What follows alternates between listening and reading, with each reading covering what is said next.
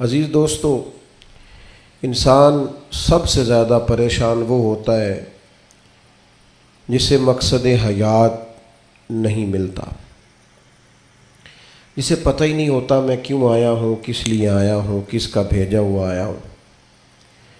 وہ سب سے زیادہ آزمائش میں ہوتا ہے، اور جن کو معرفت الہی نصیب ہو جاتی ہے اپنے مالک کا پتہ جاننے لگتے ہیں، محسوس کرتے ہیں کہ مجھے کسی مقصد کے لیے بھیجا گیا ہے، وہ آسودہ زندگی گزارتے ہیں، قلبی اطمینان اور انشراح صدر اللہ انہیں عطا کرتا ہے۔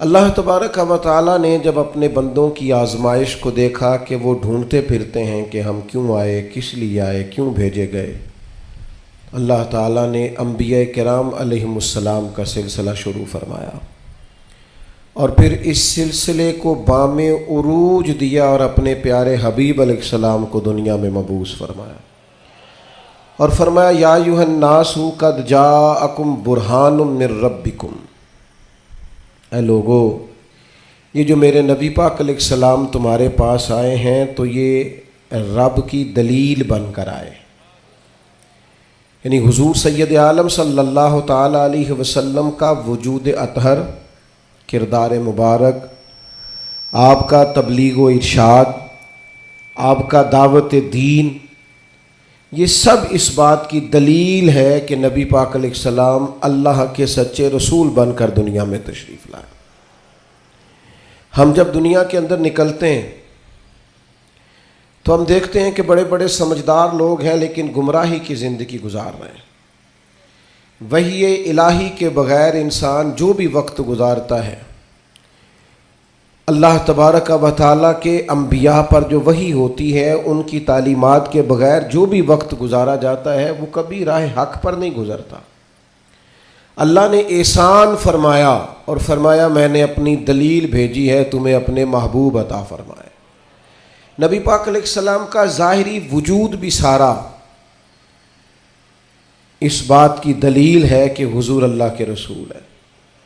حضرت عبداللہ ابن رواحہ رضی اللہ تعالیٰ عنہ اس مضمون کو اس طرح بیان فرماتے ہیں، آپ ارشاد فرماتے ہیں کہ حضور کوئی معجزہ بھی نہ دکھاتے، نہ ڈوبے ہوئے سورج کو عصر پر بلاتے، نہ چاند کے 2 ٹکڑے کرتے، نہ درخت سجدہ کرتے، نہ پتھر کلمہ پڑھتے، کوئی معجزہ بھی سرکار نہ دکھاتے، تو فرماتے ہیں حضور کا چہرہ مبارک ہی ایسا تھا لوگوں نے دیکھتے جانا تھا اور کلمہ پڑھتے جانا تھا۔ اللہ تعالیٰ نے حضور کے وجود نور کو اس طرح کا بنایا۔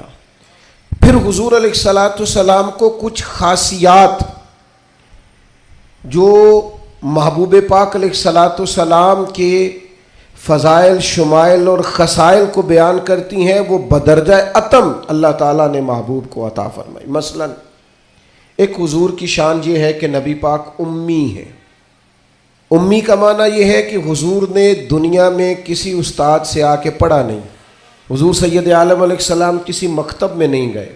آپ کبھی ان لوگوں سے ملاقات کریں جو دنیا میں جنہوں نے پڑھا لکھا نہیں، وہ بڑے سیانے بھی ہوں نا کبھی اور بڑے معاملہ فہم بھی ہوں، تو پھر بھی اپنے جملوں اور اپنے لفظوں پر اس طرح کنٹرول نہیں کر پاتے جو ایک پڑھا لکھا آدمی کر سکتا ہے۔ نبی پاک علیہ السلام امی ہیں، سرکار نے دنیا کے کسی استاد سے نہیں پڑھا، لیکن یہ دلیل ہے نا میرے نبی کے سچا رسول ہونے کی کہ حضور نے علم و حکمت کے وہ موتی عطا فرمائے ہیں کہ دنیا حیران رہ گئی۔ یعلمہم الکتاب والحکمہ، اللہ فرماتا ہے یہ تمہیں کتاب بھی سکھائیں گے اور دانائی بھی سکھائیں گے۔ جو فلسفیوں سے کھل نہ سکا اور نکتہ وروں سے حل نہ ہوا، وہ راز ایک طیبہ والے نے بتلا دیا چند اشاروں میں۔ حضور علیہ السلام دانائی، حکمت، تدبر، فہم و فراست۔ آپ سرکار کا کوئی ایک فرمان پڑھ لیں، حضور کی کوئی ایک حدیث پاک آپ لے لیں، اس کی معنویت میں اتریں، اس کی گہرائی اور گہرائی کو آپ دیکھیں، آپ حیران ہو جائیں گے۔ صدیوں کے ادیب، شاعر، حکما وہ اپنا سارا کلام لا کے وہاں قربان کر دیں تو گردِ راہ تک نہیں پہنچ سکتے. جو تدبر اللہ تعالیٰ نے نبی پاک علیہ السلام کو عطا فرمایا. آپ غور کریں, حضور مدینہ طیبہ تشریف لائے. اب پیار کرنے والا ہر آدمی ہی قابل اکرام ہوتا ہے. محبتوں کا خراج ہمیشہ انسان کو قرضدار رکھتا ہے. میرے جیسے چھوٹے آدمی سے جب لوگ پیار کرتے ہیں تو اپنی گردن جھکی ہوئی نظر آتی ہے کہ بوجھ زیادہ ہے, اس قابل نہیں ہے جتنی محبتوں کا سامنا ہے. تو اب سب محبت کرنے والوں کی دل جوئی کرنا, ان کے معیار پر پورا اترنا, ان کے معاملات کو دیکھنا, یہ آسان کام نہیں ہوتا. کسی درویش نے کہا تھا میں دوست تھوڑے بناتا ہوں, اس لیے کہ دوست زیادہ ہوں تو حقوق بھی زیادہ ہوتے ہیں. تو میں اتنی وسعت نہیں رکھتا کہ میں سب کے حق ادا کر سکوں. نبی پاک علیہ السلام مدینہ طیبہ تشریف لائے تو ہر آدمی کی خواہش ہے حضور میرے گھر آئیں, حضور میرے گھر آئیں. اور جو بھی وہاں عرض گزار ہے اور پیغام دے رہا ہے, سب کے سینے بھی کھلے ہوئے ہیں, دل بھی کھلے ہوئے ہیں, آنکھیں پلکیں فرش راہ کیے ہوئے ہر آدمی منتظر ہے کہ محبوب میرے گھر میں. اب بڑا امتحان ہے کس طرح کر کے سب کی چاہتوں کا جواب دیا جائے. تو یہ ذرا دیکھیے اس امی لقبی محبوب کی حکمت اور دانائی. محبوب فرمانے لگے بھی میری جو اونٹنی ہے نا یہ معمور من اللہ ہے, میں گویا خود نہیں فیصلہ کرتا میں نے کہاں جانا ہے, جہاں اونٹنی بیٹھ جائے گی میں مہمان بن جاؤں گا. انداز دیکھیے, نبی پاک علیہ الصلوۃ والسلام نے نا اونٹنی کی لگامیں اس کی گردن پر ڈال دیں. اب وہ اونٹنی چلتی جا رہی ہے, تھوڑی آگے جا کے ایک جگہ پہ وہ بیٹھ گئی, لیکن اس کے بیٹھتے ہی حضور اترے نہیں, محبوب بیٹھے رہے. ابھی سرکار کی اونٹنی پوری طرح بیٹھی نہیں تھی, پھر اٹھ کے کھڑی ہو گئی اور تھوڑا سا آگے چلنے کے بعد حضرت ابو ایوب انصاری کے دروازے کے سامنے بیٹھ گئی. اور وہ اس طرح بیٹھی کہ اس طرح جم کے بیٹھی کہ اس نے اپنی گردن بھی بچھا دی. جب اطمینان سے اونٹنی بیٹھ گئی, نبی کریم اترے, جناب ابو ایوب انصاری رضی اللہ تعالیٰ عنہ کے گھر میں جلوہ فراز ہوئے. یہ وہ دانائی تھی میرے کریم محبوب کی, وہ حکمت تھی کہ کسی محبت کرنے والے کو اعتراض کیا ہونا تھا, سب کا قربان ہونے کو دل کر رہا تھا. ہمارے ہاں تو 4 بچے ہوتے ہیں اور ہم کسی ایسی دانائی کا مظاہرہ نہیں کرتے کہ ان کے اندر برابری کر سکیں. ہم اس سمجھ بوجھ کا لحاظ ہی نہیں کرتے. ہمارے ایک استاد تھے تو وہ اکثر کہا کرتے تھے, جن کو پڑھانے کی ڈیوٹی لگاتے ان سے کہا کرتے تھے کسی طالب علم سے چڑ نہ جانا, اسکول کے, کالج کے, مدرسے کے کسی بچے سے چڑ نہ جانا. تم اگر کسی سے چڑ گئے تو اس کا مستقبل خراب ہو جائے گا, اس لیے کہ تم ذاتی اناد پال لو گے. بچہ بڑا لائق ہے لیکن تمہارا فرما بردار نہیں, تم چڑھ گئے ہو, تم بات بات پہ ڈانٹتے ہو, بالآخر وہ ساری تباہی ہو گئی, بدگمان ہو گیا. نبی پاک علیہ الصلوۃ والسلام امی ہیں, لیکن یہ میرے محبوب کی نبوت کی اعلیٰ دلیل ہے کہ اللہ تعالیٰ نے محبوب کو حکمت, تدبر, دانائی. ہم دانا نہیں ہوتے, شعور نہیں رکھتے, فہم و فراست کا. وہ عارف رومی کہتے ہیں کہ ایک شخص بادشاہ تھا, اس نے خواب دیکھا. خواب میں دیکھا کہ اس کے سارے دانت ٹوٹ گئے. اس نے ایک معبر کو بلایا, تعبیر کرانے والے کو, اس سے کہا اس کی تعبیر کیا ہے؟ اس نے کہا جناب اس کی تعبیر یہ ہے کہ آپ کے سارے رشتہ دار آپ کی زندگی میں فوت ہو جائیں گے. اب وہ بادشاہ اتنا ناراض ہوا, اس نے وہ تعبیر کرنے والا بھی قتل کروا دیا. اس نے کہا وہ بھی کوئی زندگی ہے جس میں نہ بھائی ہو, نہ بہن ہو, نہ بچے ہو, نہ بیوی ہو, نہ ماں ہو, نہ باپ ہو, مروا دیا. ایک اور آدمی تعبیر کرنے والا تھا پر وہ دانا بھی تھا, اس کو بلایا اور بلا کر بادشاہ نے کہا میں نے خواب دیکھا ہے, خواب میں میرے سارے دانت ٹوٹ گئے, تعبیر بتائیں. تو وہ کہنے لگا بادشاہ مبارک ہو, اس کی تعبیر یہ ہے کہ اللہ تعالیٰ خاندان میں سب سے لمبی عمر آپ کو عطا فرمائے گا. بادشاہ نے اسے انعام دیا, کہا تو جیتا رہ, کیا تو نے بات کی ہے. اب میری بات کو سمجھیے گا، تعبیر اس نے بھی وہی بتائی ہے جو پہلے والے نے بتائی، لیکن پہلے والے نے کہا تیرے سارے رشتہ دار تیری زندگی میں فوت ہو جائیں گے، اس نے اسے بھی مروا دیا۔ بات اس نے بھی وہی کی ہے، لیکن بات گرچہ بے سلیقہ ہو کلیم، پر بات کرنے کو سلیقہ چاہیے۔ آپ بے سلیقہ بات بھی کریں پر سلیقے سے تو کریں، کوئی لہجہ ہی نہیں، حکمت ہی نہیں، کوئی دانائی نہیں۔ دوسرے نے کہا اللہ تعالیٰ آپ کو سب سے لمبی عمر عطا کرے گا، تو بات پھر بھی وہی ہے کہ باقی سارے چلے جائیں گے اور آپ موجود ہوں گے، لیکن اس میں دانائی ہے نا، حکمت ہے نا۔ فتح مکہ کا موقع تھا، عجیب حالات درپیش ہوئے۔ اسلام کا جھنڈا حضرت سعد ابن عبادہ رضی اللہ تعالیٰ عنہ کے پاس تھا، بڑے عظیم صحابی۔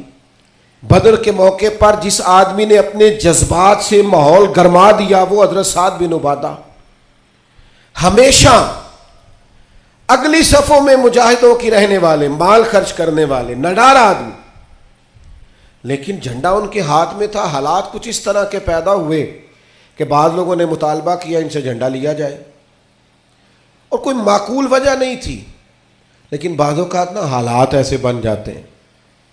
اب حضور علیہ السلام کی بارگاہ سے مطالبہ ہو رہا ہے کہ آپ جناب سعد بن عبادہ سے جھنڈا لے لیں۔ یہ نوجوانوں سے بالخصوص عرض کروں گا کہ علم بھی تبھی بندے کو فائدہ دیتا ہے جب اس کے ساتھ کچھ بندے کو شعور بھی ہو، ہنر بھی تبھی فائدہ دیتا ہے جب اس کے ساتھ کچھ نہ کچھ دانائی بھی ہو۔ شیخ سعدی فرمایا کرتے تھے ایک من علم ہونا تو سنبھالنے کے لیے 10 من عقل کی بھی ضرورت ہوتی ہے، ورنہ ضائع ہو جاتا ہے سارا۔ دانائی، تدبر، یہ دیکھیے امی لقبی محبوب سے ہم نے دانائی سیکھنی ہے، تدبر سیکھنا ہے، فہم و فراست سیکھنی ہے۔ زندگی میں شعور کس کو کہتے ہیں یہ حضور ہمیں سکھائیں گے۔ کہ جناب حضرت سعد بن عبادہ کو اتارنا ہے۔ اب بڑے بڑے دانا صحابہ کہہ رہے تھے یا رسول اللہ کوئی ایسی بات نہیں ہے، حالات اس طرح کے ہیں، کیسے یہ فیصلہ کریں گے؟ تو حضور نے فرمایا کوئی مشکل نہیں، اتار دیتے ہیں، بدل دیتے ہیں، ان سے منصب لے لیتے ہیں۔ یا رسول اللہ یہ آسان نہیں ہے، کیسے؟ فرمایا ابھی دیکھنا تم، یہ اللہ تعالیٰ نے میرے محبوب کو حکمت کی خزانوں کی کنجیاں عطا فرمائی۔ نبی کریم علیہ السلام نے فرمایا سعد بن عبادہ جھنڈا دے دیں آپ واپس، اب آپ لشکر کے علم بردار نہیں رہے۔ انہوں نے بوجھل ہاتھوں سے جھنڈا تھما ہوا تھا، پریشان تھے کہ کوئی ایسی بات نہیں۔ جب حضور نے کہا دیں تو وہ غلام تھے، سانو قید سجن دا گہنا ہے، وہ جینج رکھے ایسا اونج رہنا ہے۔ انہیں اسی وقت جھنڈا تھما دیا، خوش ہو کے تھما دیا۔ لیکن یہ میرے محبوب کی حکمت ہے، محبوب نے جناب سعد بن عبادہ سے جھنڈا لیا اور قریب ان کے جوان بیٹے کھڑے تھے، محبوب نے جھنڈا انہیں دے دیا، فرمایا کمان تیرے ہاتھ میں ہے۔ باپ کا قد اس وقت 10 فٹ زمین سے اونچا ہو جاتا ہے جب اس کا بیٹا اس کی جگہ پہ بیٹھ جاتا ہے۔ وہ کہتا ہے میری فکر گئی، میں اب بے فکر ہوں۔ جب انہی کے بیٹے کو وہ منصب ملا تو اب حضرت سعد بن عبادہ کے چہرے کی کیفیت یہ تھی کہ وہ گویا اپنی آنکھوں اور اپنے چہرے سے بتا رہے تھے میں تو خود جھنڈا پکڑ کے اتنا راضی نہیں تھا جتنا اپنے بیٹے کے ہاتھ میں دیکھ کے راضی ہوں۔ یہ آپ تدبر سیکھیں۔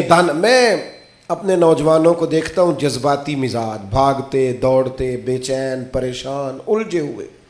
ابھی میں ملک سے باہر تھا، میرے ساتھ اکثر ایسے ہوتا ہے، بیرون ملک جو لوگ ہوتے ہیں نا وہ زیادہ پریشان ہوتے ہیں پاکستان کے حالات کو لے کر، وہ زیادہ خبریں دیکھتے ہیں۔ تو ایک صاحب مجھ سے کہنے لگے پاکستان کے حالات، میں نے کہا بالکل ٹھیک ہے، یہ اتار چڑھاؤ ہے، زندگی کے ساتھ چلتا ہے، بے چینی نہیں، بے قراری نہیں، الجھاؤ نہیں، ہر وقت کا اضطراب نہیں، دانائی، تدبر، حکمت، معاملہ فہمی، یہ ہمیں ہمارے رسول پاک نے عطا فرمائی۔ آپ اپنی زندگی کو سلیقے سے گزاریں، قیمتی بنائیں۔ آپ اپنے وجود سے بڑا کام لے سکتے ہیں، لیکن کیا ہے؟ دانائی نہیں ہے، جذباتی مزاج، اور جذباتی پن ہماری طبیعتوں کا حصہ ہے۔ جذباتی فیصلے، جذباتی باتیں۔ ہمارے دیہاتوں میں چودھری فیصلہ کس کے حق میں کرتے ہیں؟ جو پہلے آ جائے، وہ سچا ہے یا جھوٹا ہے، پہلے گیا ہے، بس انہیں مینوں پہلا آخیا تسی تے آئے ہی نہیں، اسی بات میں فیصلہ دے دیا۔ دانائی، تدبر، یہ رسول اللہ صلی اللہ علیہ وسلم نے ہمیں سکھایا. امی لقبی ہیں حضور. اور دوسری بات،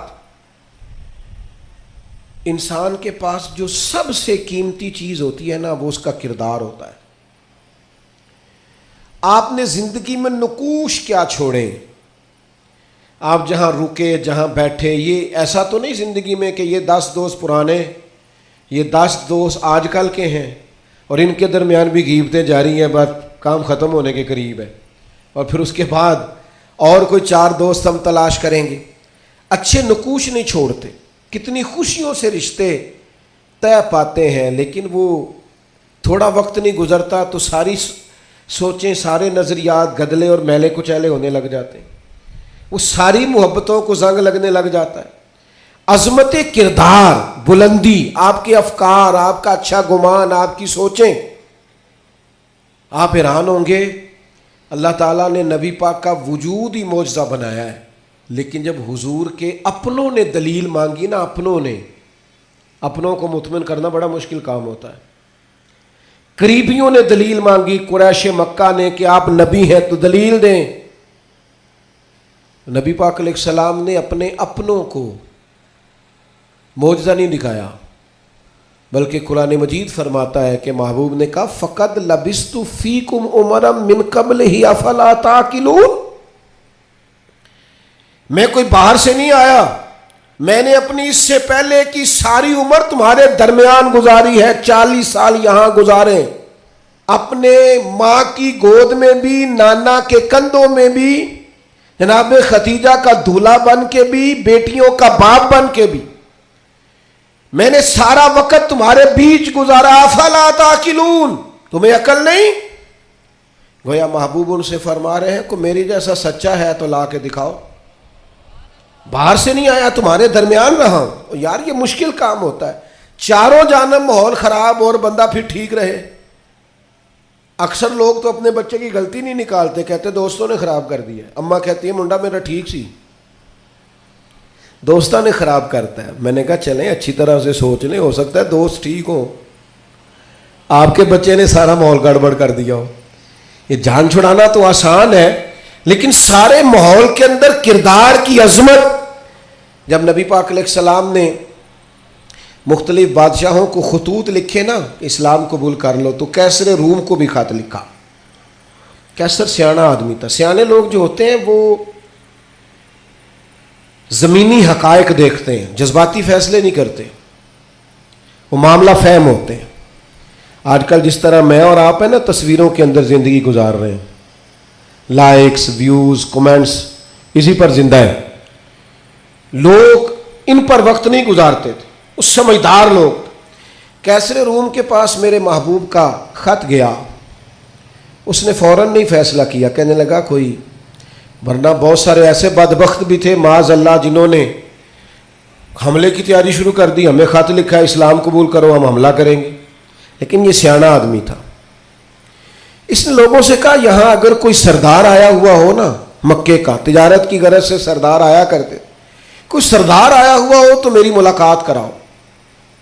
جناب ابو سفیان ابھی مسلمان نہیں ہوئے تھے، اور ہر جنگ میں قریش مکہ کی لیڈ وہ کرتے تھے. وہ ان دنوں وہاں گئے ہوئے تھے، تجارت کی غرض سے بلا لیا. اب کیسر نے سامنے کھڑا کیا. بخاری شریف سے لے کر کتب سیرت میں تمام جگہ، کتب احادیث میں آپ کو الفاظ کے اختلاف کے ساتھ لیکن مفہوم ایک ہی ہے، یہ روایت ملے گی. کیسر نے سوال کرنے شروع کیے جناب ابو سفیان سے. پہلے پوچھا آپ کون ہے؟ کہا میں سردار ہوں. کوئی رشتہ؟ کہنے لگے جس محبوب نے آپ کو خط لکھا ہے میں رشتے میں چچا ہوتا ہوں. کہنے لگے بتائیے، اس محبوب نے دعویٰ نبوت کیا ہے، ان کے خاندان میں ماضی قریب میں کسی اور نے بھی کیا ہے؟ کہا نہیں. کہا کوئی بادشاہ گزرا ہو ان کے خاندان میں قریب کا؟ کوئی نہیں. کہا یہ بتائیے ان کے ماننے والے امیر ہیں کہ غریب؟ تو ابو سفیان کہنے لگا ماڑے ماڑے بندے، ماڑے ماڑے بندے. میں آپ مجھ سے ناراض نہ ہوئیے گا، لیکن محفل میلاد میں بھی ماڑے ماڑے بندے آتے ہیں. سیاسی سماجی لوگ بھی آتے ہیں کسی سے ادھاری ٹوپی لے کے، ان کا خیال ہوتا ہے چلو میلاد کی محفل کی بھی قیادت جلدی سے ہم لے لیں، جلوس بھی جلدی سے قبضہ کر لیں، کل کو ان لوگوں کے پاس بھی جانا ہے الیکشن کے دنوں میں۔ لیکن غریب لوگ، پر ہمارا حال یہ ہوتا ہے کہ جس کو 35 سال ہو گئے فجر کی اذان پڑھتے وہ بیچارہ میلاد کی محفل کی بھی صدارت نہیں کر سکتا۔ وہاں بھی جن کے ہاتھوں میں نوٹوں کی دتیاں اچھی ہوں ان کی سیٹیں اگلی ہوتی ہیں۔ یہ ذوق ٹھیک نہیں، یہ اس محفل کے وقار کے حق میں نہیں۔ یہ بات، یہ بڑی بلند و بالا محفل ہے، اس کا معیار اور ہونا چاہیے۔ پوچھا سردار نے، ابو سفیان بتائیے ماننے والے کون ہیں؟ کہ غریب غریب۔ فرمایا یہ بتاؤ تمہاری کبھی ان سے جنگ بھی ہوئی ہے؟ کہا ہوئی ہے۔ کہ نتیجہ کیا نکلا؟ کہا کبھی ہم فتح یاب ہوئے کبھی وہ۔ کہنے لگا اچھا یہ بتائیں ان کے ماننے والے گھٹ رہے ہیں بڑھ رہے ہیں؟ ابو سفیان کہنے لگا جی بڑھ تو روز بروز رہے ہیں، اور نتیجہ خیز ہو رہی ہے دعوت۔ اس نے کہا اچھا یہ بتائیں جنہوں نے دعوی نبوت کیا ہے کیا کبھی انہوں نے جھوٹ بھی بولا ہے؟ ابو سفیان کہتے ہیں کہ میں ایک منٹ کے لیے سوچ میں مخالف تھا نا، مخالف رائے دے رہا تھا، لیکن میرے دل کے اندر سے آواز آئی معاذ اللہ میں انہیں جادوگر کہوں، شاعر کہوں، شاعر کہوں تو شاید کوئی شخص میری بات پر توجہ دے، پر نبی پاک نے جھوٹ بولا یہ تو مانے گا ہی کوئی نہیں۔ کہتے ہیں میں نے کہا بات بالکل سچی کرنی ہے۔ وہ میرے سامنے پیدا ہوئے، سامنے جوان ہوئے، سامنے ان کے بال سفید ہوئے، پر اس محبوب کی زبان سے جو بھی نکلتا ہے حق اور سچ ہی نکلتا ہے۔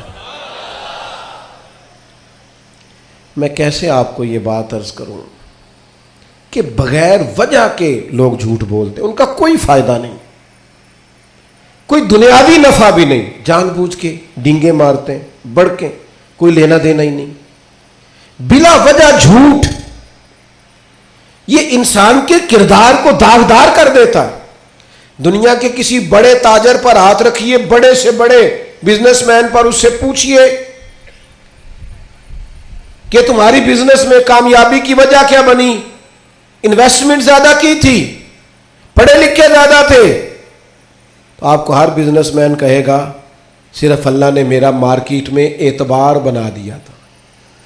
جس کا اعتبار مارکیٹ میں اچھا ہوتا ہے لوگ کہتے ہیں بندہ ٹھیک ہے، سچ بولتا ہے، اس کا کاروبار چلتا ہے۔ کبھی جھوٹ اور بددیانتی اور فریب سے بھی قومیں آگے بڑھی۔ ابو سفیان کہتے ہیں مجھ سے پوچھا، ایک سوال یہ بھی تھا ان سوالوں میں کہ خاندان کیسا ہے؟ تو میں نے کہا خاندان تو قریشی اور ہاشمی ہے، اعلیٰ خاندان محبوب کا۔ تو کہتے ہیں میں نے کہا بادشاہ کو نتیجہ ہی دے، اتنے تو نے سوال کیے۔ تو کہنے لگا نتیجہ تو نکل آیا ہے۔ تم نے کہا ماننے والے غریب لوگ ہیں، تو نبیوں پر ہمیشہ پہلے غریب لوگ ہی مان لاتے ہیں۔ تم نے کہا ماننے والے بڑھ رہے ہیں، تو یہ ان کی صداقت کی دلیل ہے کہ ہر روز دعوت اور پیغام اور ماننے والے بڑھ رہے ہیں۔ تم نے کہا وہ اعلیٰ نسب ہے، تو نبی اللہ ہمیشہ اونچے خاندانوں میں بھیجا کرتا ہے۔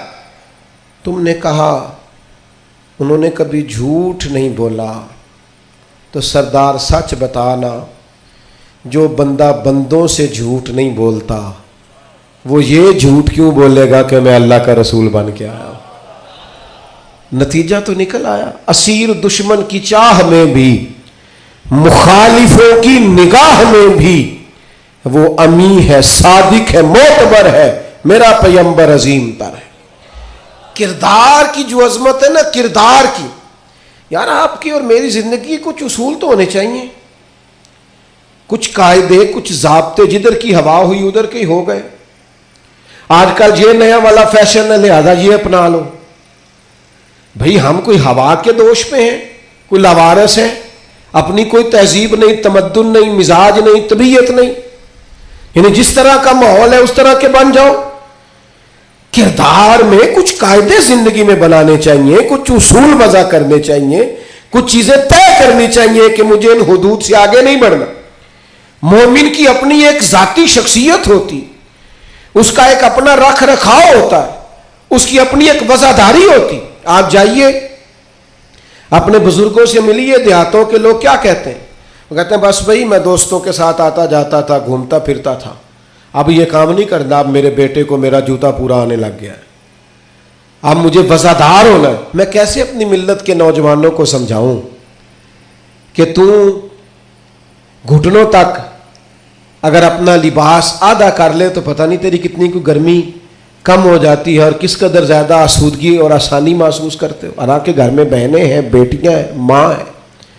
بندے کی ایک اپنی وزاداری بھی ہونی چاہیے، اس کے کچھ قاعدے، ضابطے، اٹھنا بیٹھنا، اصول بھی ہونے چاہیے۔ نبی کریم صلی اللہ تعالی علیہ وسلم کی عظمت کردار کا یہ عالم تھا کہ عرب شریف کے اندر کنواری عورتیں بڑی ہی شرم و حیا والی ہوتی تھی۔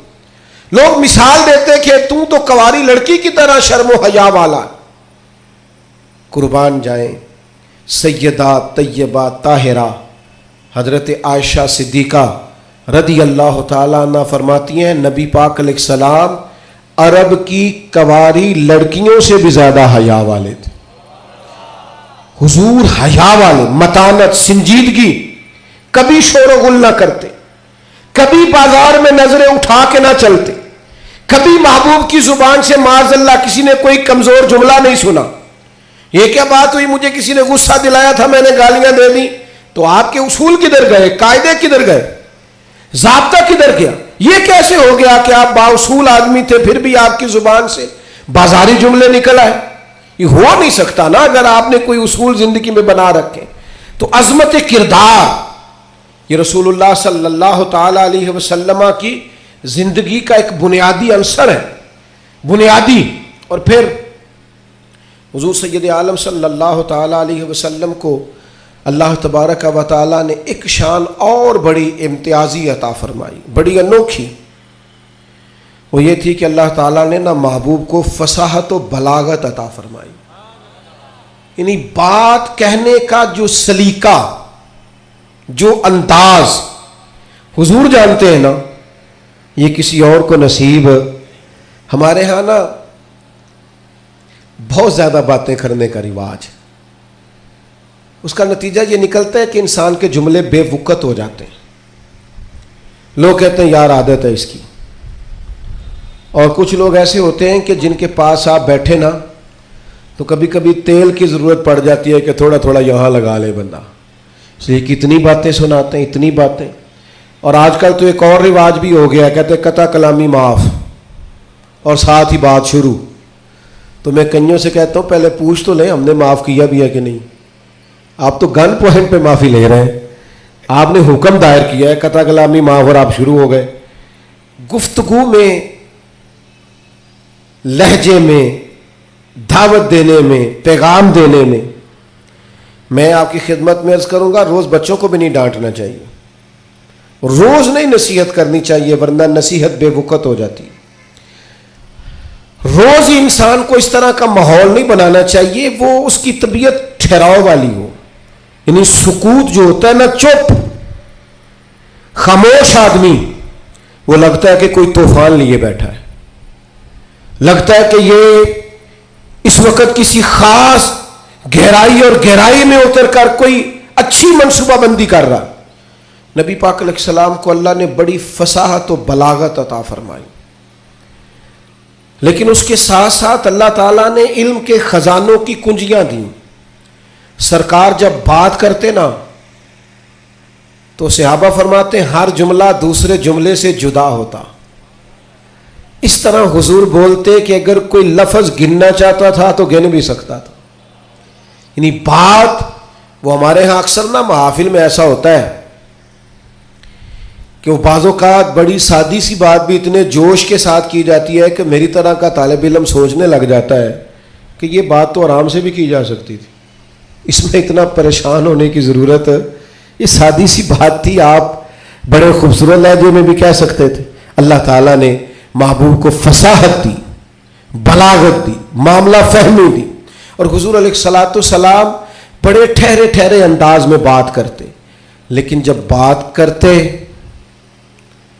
تو حضور نہ بات کا رخ بدل دیتے، یعنی بندہ سوچ رہا ہے اس راستے جانے کی، لیکن کریم کی حکیمانہ بات بندے کا رستہ چینج کر دیتی، وہ بالکل انسان ڈائریکشن بدل لیتا کہ نہیں یار یہ رستہ ٹھیک ہے۔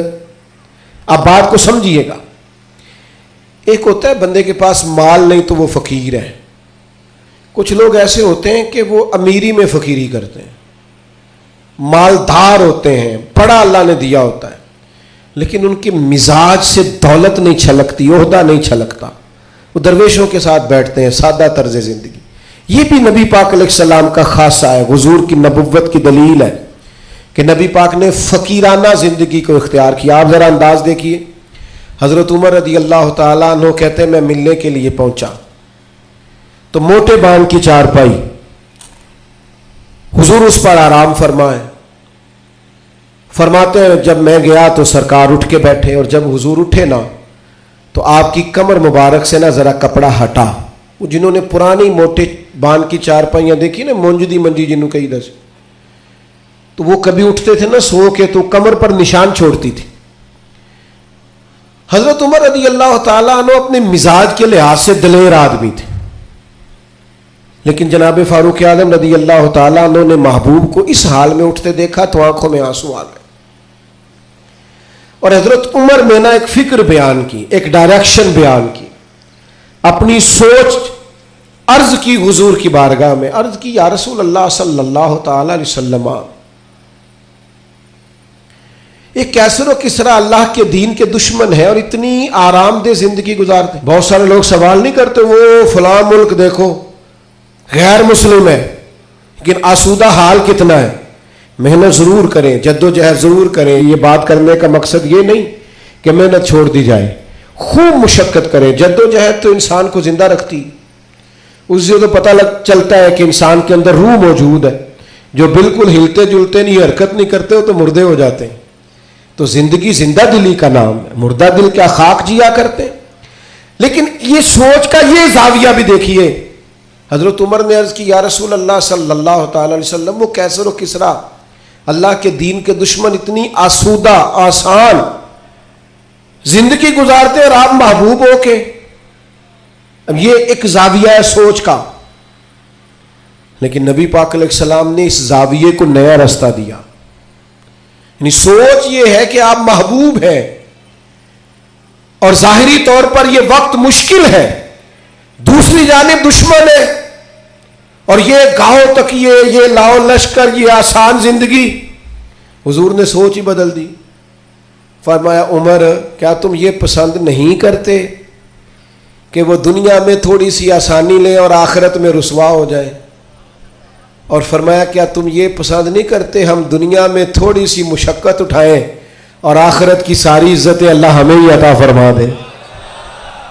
یہ ایک ایسی سوچ تھی کہ جناب عمر کہتے ہیں میرا زاویہ نگاہ بدل گیا کہ جنت میں جئیں گے من چاہی زندگی، وہاں اللہ کے انعامات سے بھرپور لطف اندوز ہوں گے، وہاں اللہ تبارک و تعالیٰ اور اس کے محبوب کے قرب میں ان نعمتوں کو محسوس کریں گے۔ اور حضور نے زاویہ بدل دیا۔ یقین ایک شخص نے آ کے کہا یا رسول اللہ مجھے آپ سے محبت ہے۔ حضور نے فرمایا سوچ کے کہو۔ یہ ویسے ہم سے نہیں آج کوئی بھی کہہ سکتا، سوال ہی نہیں پیدا ہوتا۔ میں عاشق رسول ہوں تو کوئی بندہ کہے سوچ لے اچھی طرح، کہنے تو نے یہ کیسے بات کر دی، میرے سے بڑا عاشق ملے گا نہیں ڈھونڈنے سے۔ کہا یا رسول اللہ آپ سے محبت ہے، تو فرمایا سوچ لو۔ یا رسول اللہ آپ سے محبت ہے، فرمایا پھر سوچ لو۔ 3 بار حضور نے کہا۔ اس نے کہا حضور مجھے ہے محبت، تو پھر نبی پاک نے فرمایا فقر کے لیے تیار ہو جاؤ، آزمائش کے لیے تیار ہو جاؤ۔ یاری تیری سونا پر آزمائشاں تیریاں اگ، یہ سونا پرکھیا جامد ہے پر نہ لگاں دے لگ۔ آزمائش کی تیاری کرو، یعنی ایسا نہیں ہے کہ مجھ سے محبت کرو گے تو بڑی آسودہ زندگی، ہر وقت آرام دہ وقت گزرے گا۔ یہ شہادت گاہ الفت میں قدم رکھنا لوگ آسان سمجھتے ہیں مسلمان ہونا۔ یا آپ کا خیال ہے کہ فلاں آدمی دیکھو کتنی موج میں ہے۔ میں اکثر کہا کرتا ہوں جو بندہ بڑا ہوتا ہے نا اس کے دکھ بھی اتنے بڑے ہوتے ہیں، اس کی آزمائشیں بھی اتنی بڑی ہوتی ہیں۔ قد کاٹ کے حساب سے آزمائش ہوتی ہے لوگوں کی. یاد رکھنا نبی پاک علیہ الصلوۃ والسلام نے سوچوں کو نیا زاویہ دیا. فقیرانہ زندگی، یعنی بہت زیادہ مال ہے حضرت عثمان غنی کے پاس، لیکن سارا اللہ کی مخلوق پر بانٹنے کے لیے رکھا ہوا ہے. خود اگر پیوند لگے کپڑوں سے بھی گزارا کرنا پڑتا ہے تو وہ سکھی ہیں، آسان ہے. ایک دن بھی نہیں مانگا حضرت بلال حبشی نے کہ یا رسول اللہ میرا بھی تو مکان ہونا چاہیے نا. کیوں؟ کہ حضور نے معراج سے واپس آ کے کہا تھا میں نے تمہارے چلنے کی آواز جنت میں بھی سنی ہے. تو جن کے محل بنے ہوئے تھے سوچیں بدلی ہوئی تھی، انہوں نے پھر اپنے زاویہ نگاہ کچھ اور بنایا. بس بات سمیٹنے کی طرف آ رہا ہوں. ایک چوتھی بات، نبی پاک علیہ الصلوۃ والسلام کے نبی ہونے پر اللہ تعالیٰ کی طرف سے برہان ہونے پر بڑی دلالت کرتی، وہ یہ ہے کہ میرے رسول پاک نہ طبیب روحاں ہیں، حضور دلوں کے طبیب ہیں. یعنی کچھ چیزیں ایسی ہیں جو انسان کے ظاہر کو سنوار دیتی ہیں لیکن باطن پیاسا رہ جاتا ہے. آپ نے بہت سارے لوگ دیکھے ہوں گے، یہ انزائٹی بھلا کس گھر میں زیادہ آتی ہے، ڈپریشن اور ٹینشن کس گھر میں زیادہ آتا ہے، جس میں بہت زیادہ سہولیات ہوتی ہیں، بہت زیادہ سرمایہ ہوتا ہے، 2-4 نوکر ہوتے ہیں، وہاں انزائٹی بھی ہوتی. کیوں؟ کہ دکھ ہمیشہ انسان کے ساتھ رہتا ہے. جب رزق کا، صحت کا، بچوں کا سارے دکھ نکل جاتے ہیں، بندے کو سہولت آتی ہے تو اب پریشان تو رہنا ہی ہے. لقد خلقنا الانسان فی کبد، اللہ نے انسان کو مشقت میں پیدا کیا ہے. اب انزائٹی آ جاتی ہے، ڈپریشن آتا ہے، ٹینشن آتی. نبی پاک صلی اللہ تعالی علیہ وسلم نا طبیب روحاں ہیں، حضور دلوں کے طبیب ہیں. محبوب کو اللہ نے یہ کمال دیا ہے کہ حضور دل کی دنیا بدل ڈالتے. یعنی حضور کی بارگاہ عالی مرتبت میں جو آتا نا، باطنی طور پر، روحانی طور پر وہ تبدیل ہو جاتا، اس کی کیفیات بدل جاتی. کفر، شرک، نفاق، ہر چیز سے وہ دور ہو جاتا، حتیٰ کہ ہرس، ہوس، لالچ، یہ ساری بیماریاں اس کی جان چھوڑ جاتی. خدا را میری اس بات پر خاص توجہ کرنا، ہم بھی اگر چاہتے ہیں نا بے چین روحیں چین پائیں تو پھر نا کوئی ایک بات حضور کی لے لے زندگی میں. ایک بات، ایک شخص صدر ہوا بہت بڑے غیر مسلم ملک کا، اس سے لوگوں نے کہا کہ آپ منشور دیں. یہ جو پہلی تقریر کرتے ہیں نا وزیر اعظم یا صدر، وہ تقریر دستور ہوتی ہے، منشور ہوتی ہے، میں یہ کروں گا، میں یہ کروں گا. اور ہمارے ہاں تو بہت سارے دعوے بھی کر دیے جاتے ہیں اسی تقریر میں. اس سے کسی نے کہا کہ اتنے ملک کے آپ صدر بنے ہیں تو ملک کیسے چلائیں گے؟ تو اس نے کہا میرے پاس مسلمانوں کے نبی کی ایک حدیث ہے صلی اللہ تعالی علیہ وسلم، میرا وہی دستور ہے، وہی منشور ہے. کہا وہ کیا؟ تو بڑی عام روایت ہم سب کو آتی ہے، نبی پاک علیہ السلام نے فرمایا مومن وہ ہے جو اپنے لیے پسند کرے وہی اپنے بھائی کے لیے بھی پسند کرے. وہ کہنے لگا بس میں نے طے کر لیا ہے، جو میرے اور میرے بچوں کے لیے اچھا ہوگا سارے ملک کے لیے وہی کریں گے. اسی میں ہم اپنا سارا دستور اور منشور رکھتے ہیں. حضور سید عالم صلی اللہ تعالی علیہ وسلم کا کمال یہ تھا کہ حضور کی بارگاہ میں جو لوگ آتے تھے وہ قلبی اطمینان محسوس کرتے تھے. قلبی، آپ اندر سے مطمئن ہو نا تو سادی روٹی بھی لذت دیتی ہے، لیکن ذہنی طور پر آپ کسی آزمائش کا شکار ہو تو جتنے مرضی اچھے کھانے پکا لیں. حضور کی بارگاہ عالی مرتبت میں کمال یہ ملا لوگوں کو کہ انہیں اطمینان قلبی. فقیری میں بھی سیدہ طیبہ طاہرہ حضرت خدیجہ الکبریٰ رضی اللہ تعالیٰ 20 گویا کنیزیں تھی جناب خدیجہ کے گھر کام کرنے، ملکہ تھیں وہ تو گویا مکے کی، لیکن جب نبی پاک کی بارگاہ میں آئیں تو سارا مال خیرات کر دیا. وہ جن کے کام کوئی کرتا تھا وہ خود چولہے میں ایندھن جلاتی، وہ خود کھانا پکاتی، سارے کام کاج کرتی. آپ اچھی طرح جانتے ہیں کہ بندہ غریب سے امیر ہو تو وقت گزر جاتا ہے، خدا نہ خواستہ امیری سے غریبی آ جائے تو عادتیں اب اور بن چکی ہوتی ہیں، حالات خراب ہو جاتے ہیں.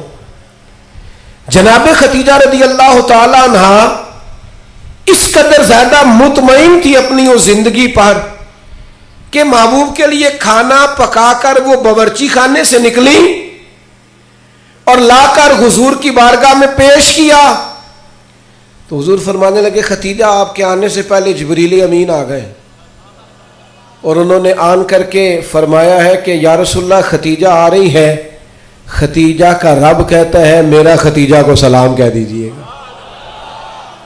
وہ راحت، وہ اطمینان، وہ قرار، وہ سکون۔ حضرت مصعب ابن عمیر رضی اللہ تعالیٰ عنہ بڑی امیر ماں کے بیٹے تھے۔ مکہ شریف میں سب سے اعلیٰ گھوڑا، سب سے اچھے کپڑے اور سب سے مہنگا رہن سہن شارحین نے لکھا اس شخص کا تھا، حضرت ابن عمیر رضی اللہ تعالیٰ۔ لیکن مشکات میں حدیث ہے،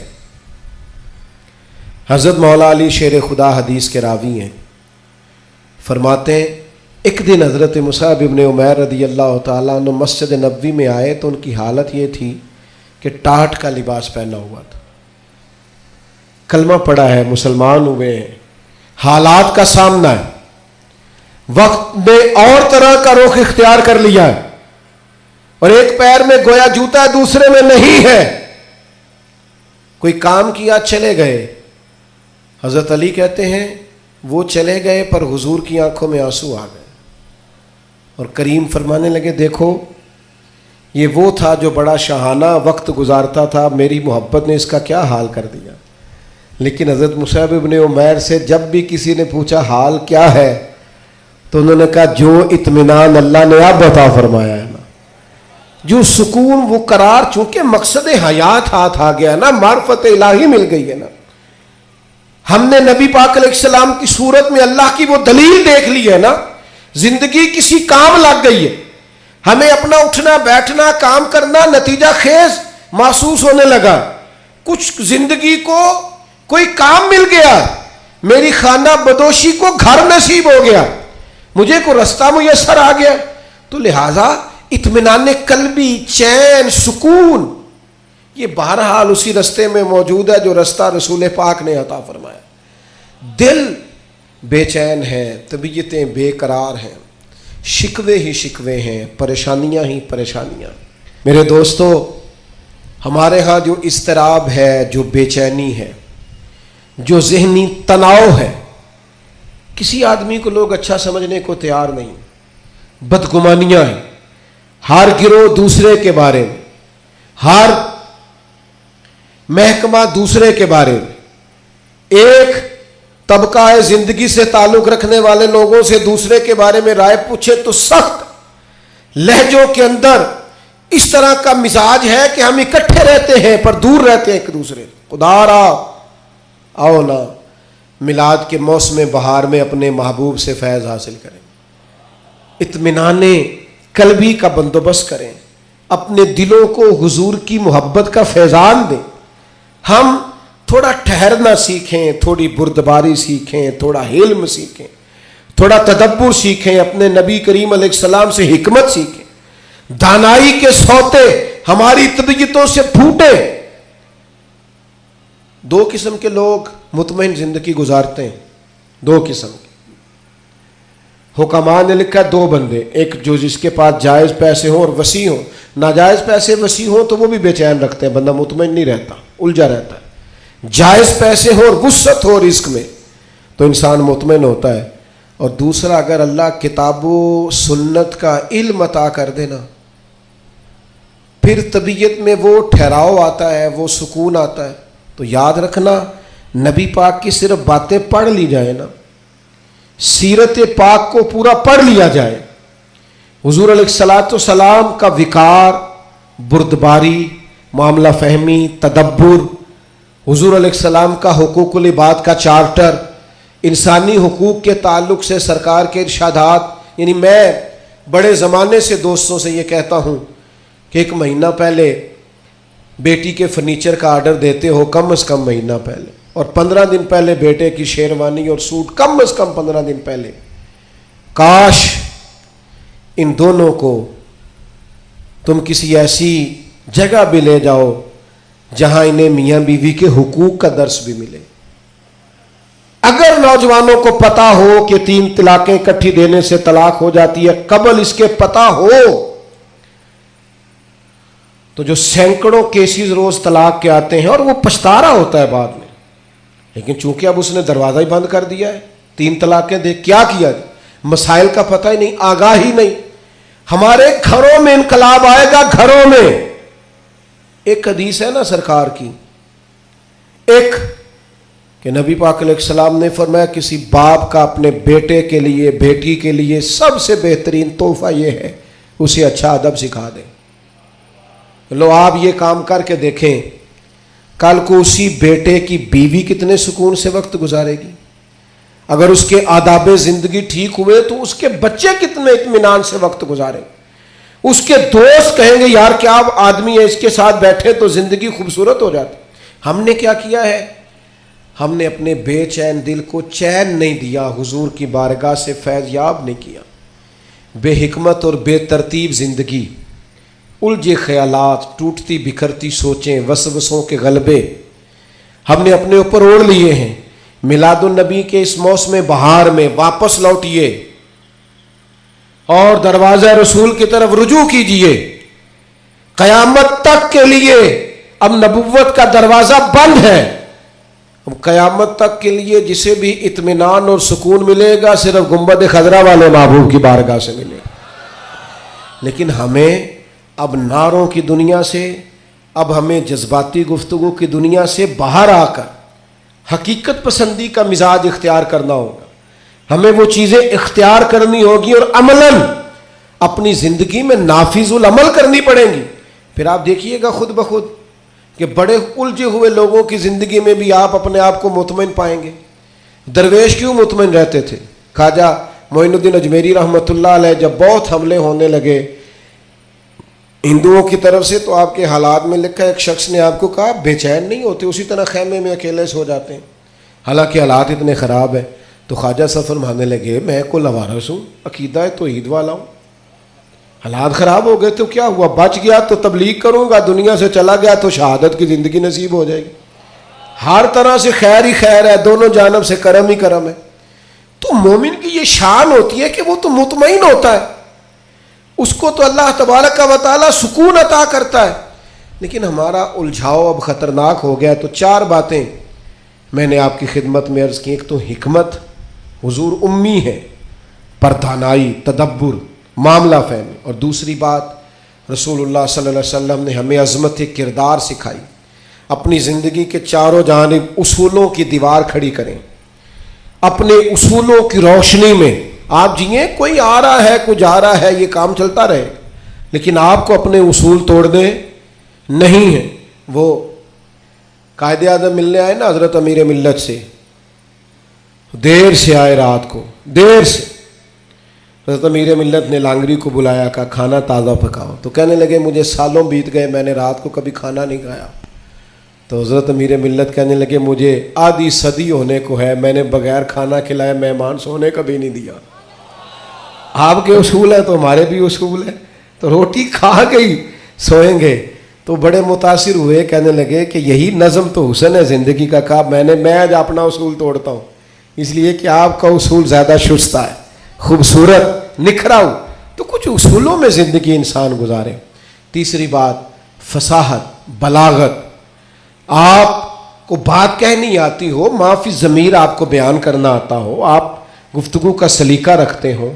اور چوتھی گزارش جو میں نے آپ کی خدمت میں عرض کی ہے وہ یہ ہے کہ ہمیں اب اطمینان قلبی کی طرف بڑھنا ہے، حضور سے فیضان لینا ہے، دل بدلنے والا، ظاہری حلیے نہیں۔ آپ مجھ سے ناراض نہ ہوئیے گا، لیکن میں اکثر یہ روتا رہتا ہوں کہ صرف پگڑی باندھنا، داڑھی رکھنا اور مسواک کرنا ہی سنت نہیں، سچ بولنا بھی سنت ہے، اور دل صاف رکھنا بھی حضور کی سنت، دیانتداری بھی سنت، جد و جہد کرنا یہ بھی سنت۔ تو حضور نے جو کل دین ہمیں دیا ہے اس پر عمل کرنے کی کوشش کریں۔ اللہ تعالیٰ آپ کی اس خوبصورت اور پروقار تقریب کو اور ہماری حاضریوں کو قبول فرمائے۔ وما علینا الا البلاغ المبین۔